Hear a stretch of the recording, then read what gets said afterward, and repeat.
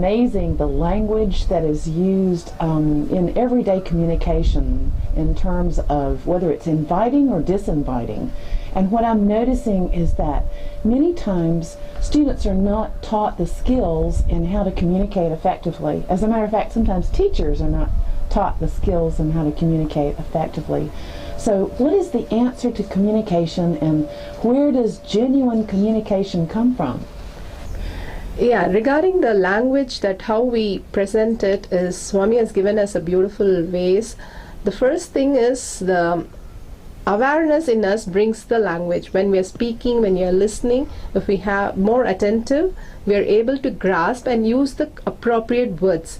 So what happens in the classroom is, it's very difficult to manage for the teachers because the awareness is very low. If the awareness is high, they will be able to listen to the teacher very nicely. So bringing the awareness, we form a game. The game is called participate. So the kids, all the kids are participating in listening or in whatever they are doing. So if one of the kid is not participating, then the other kid points out saying, "Caught you, you need to participate." So what happens if there is a lot of talk going on in the classroom, immediately it just settles down. Like a wave just comes and settles down. It just settles down among the kids itself, because the other one says, "Caught you." And then the teacher just waits for a few minutes and then it just settles down. So the teacher doesn't have to say, shout her out and abusive language and all that. She don't have to use, because it's very easy to maintain that way. So this is what we do as a participation game. But there is much more that you're going to say about, like the abusive languages that they use in the classrooms, right? Well, you know, we have a lot of issues with profanity and abusive language, and I guess it's coming from what you're saying is lack of awareness, because many times students, parents, and teachers are all very rattled or agitated, restless, anxious, feeling unsettled, and not in that state of restful awareness.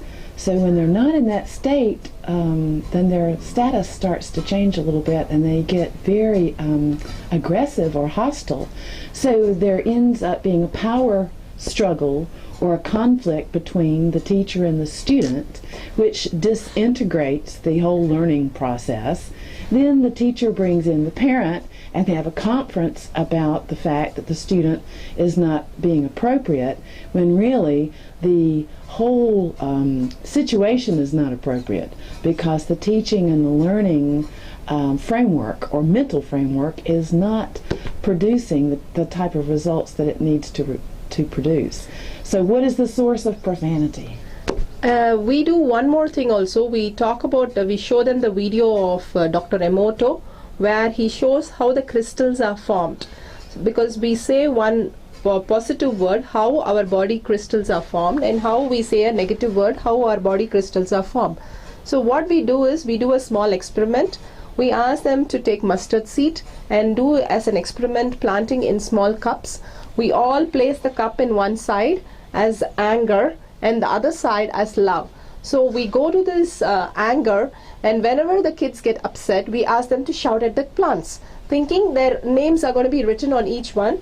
So each cup will have their name, and the kids shout at them, and then whenever they are feeling like hugging and overflowing love, they'll go overflow into this side of love. So by doing that, in a week's time, they're able to see the mustard seeds are growing, but it's growing as a stunted, or the leaves are bent, or the whole plant is bent, and all kind of things, where the love is like tall and beautiful. Even the leaves form in the shape of heart. We have recorded this many times, and we do this as an experiment for the teachers also. Whenever they are upset, they can have a cup. Technically, it's as simple as that. And so the whole thing, the kids understand what's going on with just the words. And we do even for the food. We kept in 2 containers the food and told them how one ferments and one gets spoiled.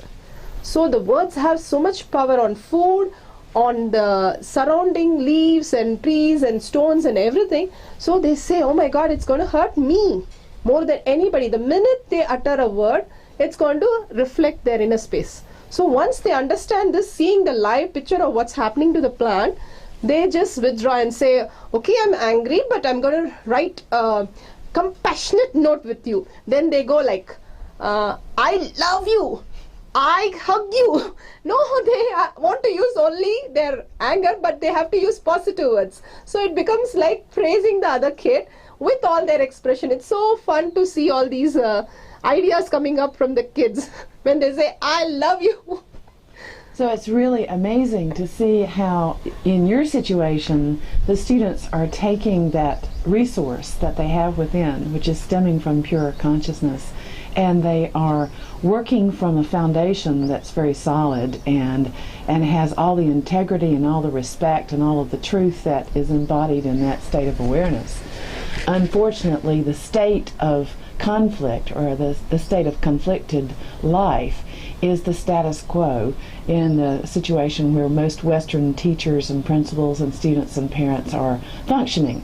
So how do we get back to the source? And how do we solve the conflict that ends up starting out in the classroom, and then about 20% of the population of the school drops out of school. Many of them end up in prison, and we spend $30,000 to $40,000 a year per person to support an individual in prison who's led a conflicted life within the school system. So we're spending billions of dollars in many countries in the Western world to support a conflicted life habit, or what we call pretty much a diseased society. So what is the answer? What is the solution to this problem? See, basically what happens, it starts with saying a bad word, or starts with telling the mom something bad, or the teacher. But what happens, the reaction to that is the mom really shouts back, and they'll understand, okay, if somebody says a bad word, you shout back, you become violent.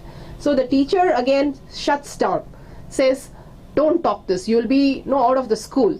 So they put them into a shell where they don't know what to do, or they shout and suppress the whole thing. So these are the things. So what happens to the kid is they start manipulating the whole situation. They start lying. They think lying is so nice that we can get out of the whole problem. So once they start lying, it becomes very difficult for them to get out, because it's a fear. It's a fear about, if we express what we have inside, we are going to be in trouble. So we will do new thing. We will not shout or abuse. We will go for manipulation of lying. So I can do anything and get away with lying. 2 times they do. Then they understand, oh my God, if I don't belong here and if this is my strength, I'll start acting very nice and acting very cool. That way nobody will catch me, but they land up in bigger problems, land up in bigger mess, and then they're going to jail and other places. But the whole thing is, if they understand who is at the problem, their own inner space. If they manipulate, it's their inner space they are manipulating, not other person. This is the key. Again and again, it's the inner space which they are manipulating. They're lying to the sincerity of themselves. Being sincerity to yourself, it's being a freedom. If you're not sincere to yourself in every moment, then you're manipulating your whole life. So each time we do that, we get caught in that manipulation, thinking it is easy and cool. But actually each step is going away from ourselves, and the sincerity breaks. And each time we just say, okay, let go. Why you should pick this? If they find any rubber, we just put it in the bag. I mean, eraser or a pencil, they just put it in the bag, because it's no problem. We just say, anybody ask? I got it from the shop. That's all, as simple as that. But what happens in the small, every time we start building, we become insincere to ourselves. Then breaking that is going to be very difficult. So from the first we teach them, sincerity to your inner space is more important than anybody else out here. So once they understand, they stop all these things. Right from the seed is taken clear. Yeah, you know what the amazing thing about this process is that it's so simple, it's so easy, and it starts from the ground up, so that the individual is in touch with who they are and being truthful with themselves, which builds upon the truth in interacting with others. And to start this in a developmental sense early on in life with children, so that they are stabilized in pure consciousness, stabilized in the truth of who they are. Then they make choices based on an internal locus of control versus an external locus of control. And unfortunately, a prison system is an external locus.